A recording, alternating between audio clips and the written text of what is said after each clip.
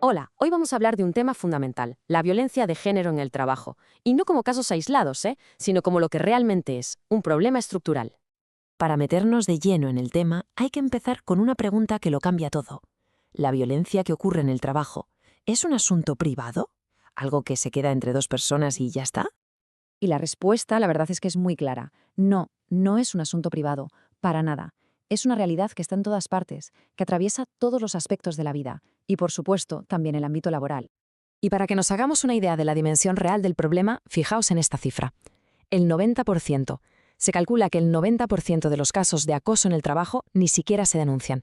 Es una auténtica barbaridad. Estamos hablando de un silencio forzado que oculta la verdadera escala de lo que está pasando. Bueno, este es el plan para el análisis de hoy. Primero, vamos a ver por qué hablamos de una epidemia oculta. Después, repasaremos las muchas formas que adopta esta violencia. Veremos dónde falla el sistema. Analizaremos algunos casos reales con consecuencias muy graves. Y por último, exploraremos qué se puede hacer, cuál es el camino a seguir. Venga, pues empezamos por el principio. ¿Por qué es una epidemia oculta? Pues porque hay toda una maquinaria de silencio que se alimenta de la precariedad, del miedo a las represalias y de una falta de confianza total en los mecanismos que, en teoría, deberían proteger a las trabajadoras. Claro, la gente no calla por gusto. Las razones son muy potentes. El miedo a perder el trabajo, que con la precariedad que hay es el pan nuestro de cada día.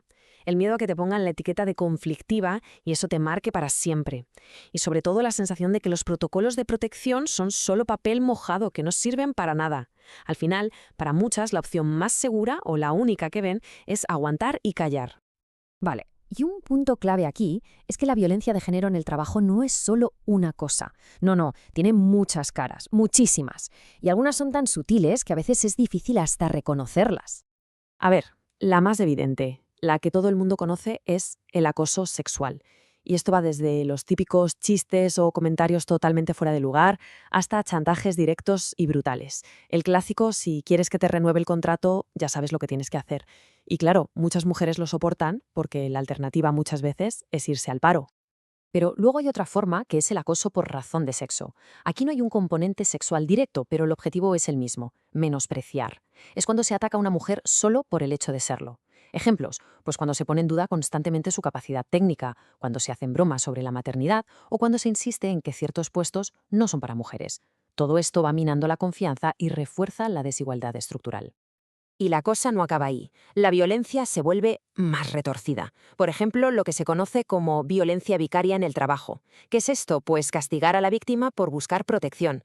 Imagina que una mujer necesita pedir permisos para ir a un juicio por violencia de género y, casualmente, la empresa decide no renovarle el contrato. Pues eso es. Y claro, con el teletrabajo ha explotado la violencia digital. Acoso en grupos de WhatsApp, control abusivo de horarios y disponibilidad.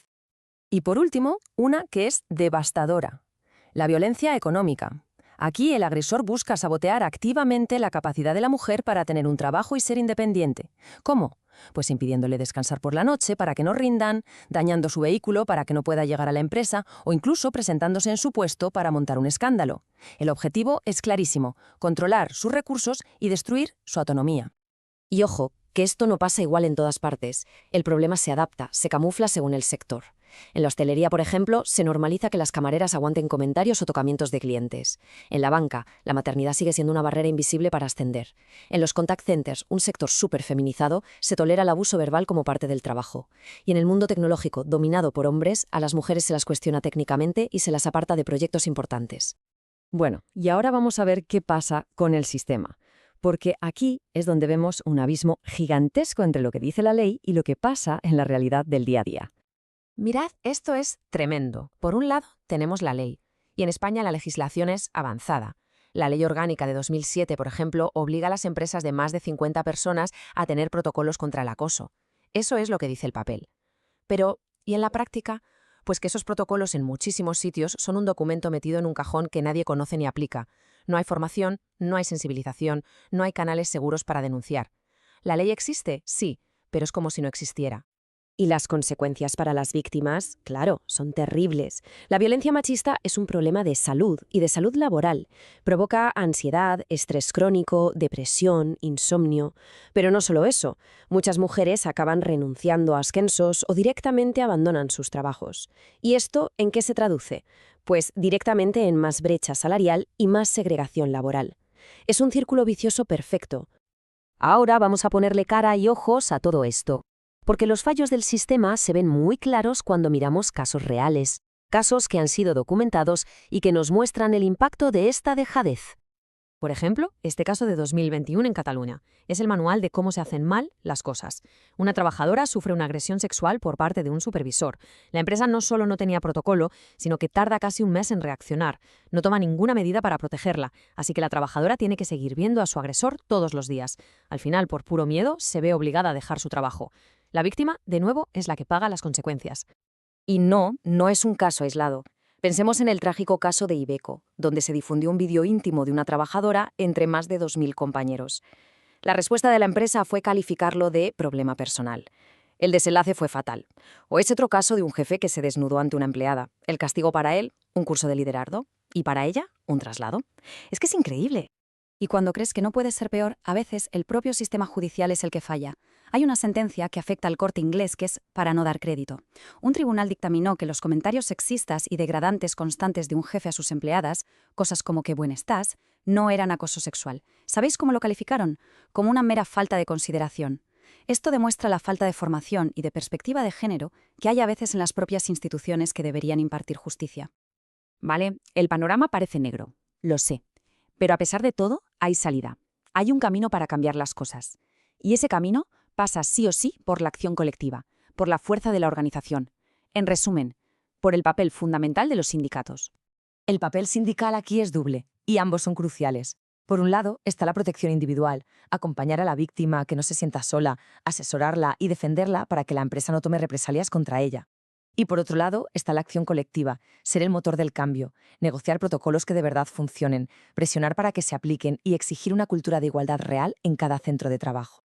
Y actuar significa dar herramientas útiles, claras, poner a disposición de las trabajadoras un asesoramiento que les explique cuáles son sus derechos, que una mujer sepa que, si la situación es insostenible, tiene derecho a extinguir su contrato con prestación por desempleo, por ejemplo. Dar información es dar poder. Al final, para que los protocolos dejen de ser un trozo de papel guardado en un cajón, hace falta un compromiso de verdad, y eso se traduce en cosas concretas. Formación para todo el mundo, desde la dirección hasta la base, campañas de sensibilización que sean continuas y, sobre todo, una negociación colectiva que sea valiente, que no se conforme con los mínimos legales, que siempre vaya a por más. Y nos quedamos con una idea final, una idea muy potente que lo resume todo a la perfección. Un trabajo donde hay violencia, sencillamente, no es un trabajo digno. Y sin igualdad real no puede haber justicia laboral. Así de simple y así de importante.